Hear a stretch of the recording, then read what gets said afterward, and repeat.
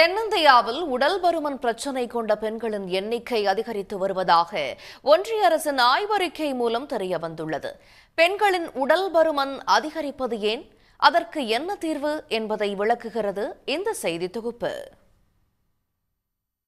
சர்வதேச அளவில் உடல் பருமன் பிரச்சினை பூதாகரமாக வளர்ந்து வரும் நிலையில் அதன் பாதிப்பு இந்தியாவிலும் அதிகரித்து வருவதாக வெளியாகியுள்ள ஆய்வறிக்கை அதிர்ச்சியை ஏற்படுத்தியுள்ளது. 2015-16 ஆண்டில் நடைபெற்ற 4வது மற்றும் 2019-21 ஆண்டில் நடைபெற்ற 5வது தேசிய குடும்ப நல கணக்கெடுப்புகளின் தரவுகளை ஒப்பிட்டு இந்த தகவல் பெறப்பட்டுள்ளது. இந்தியாவில் 4 பங்கு ஆண்கள் மற்றும் பெண்கள் அதிக எடை மற்றும் உடல் பருமன் கொண்டவர்களாக இருப்பதாக ஆய்வறிக்கையில் தெரிவிக்கப்பட்டுள்ளது. ஒரு நபரின் எடை மற்றும் உயரத்துடன் ஒப்பிடும்போது உடல் கொழுப்பை அளவிடும் சராசரி உடல் நிறை குறியீட்டு எண் BMI உடல் பருமனின் அளவீடாக கருதப்படுகிறது.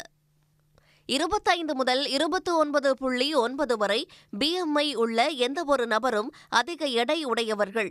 30க்கு மேல் உள்ள குறியீடு உடல் பருமன் கொண்டவர்கள். அந்த அடிப்படையில் இந்தியா முழுவதும் அதிக உடல் எடை கொண்ட பெண்களின் விகிதம் 15.5%-இருந்து 17.6% உயர்ந்துள்ளது.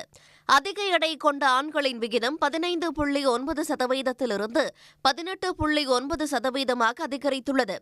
உடல் பருமன் கொண்டவர் என்று வகைப்படுத்தப்படக்கூடிய பெண்களின் விகிதம் 5.1%-இருந்து 6.4%, அதிக உடல் பருமன் கொண்ட ஆண்களின் விகிதம் 3%-இருந்து 4% உயர்ந்துள்ளது.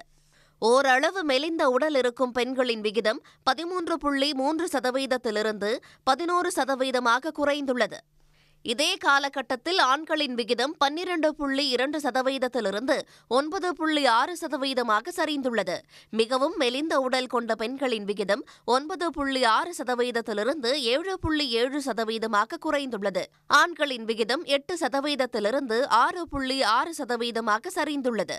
தமிழ்நாடு, ஆந்திர பிரதேசம், கேரளா ஆகிய தென்னிந்திய மாநிலங்களிலும் டெல்லி, பஞ்சாப் ஆகிய வட மாநிலங்களிலும் அதிக உடல் எடை மற்றும் உடல் பருமன் கொண்ட பெண்கள் அதிகமாக உள்ளனர். ஆண்களை பார்க்கும்போது டெல்லி முதலிடத்தில் உள்ளது.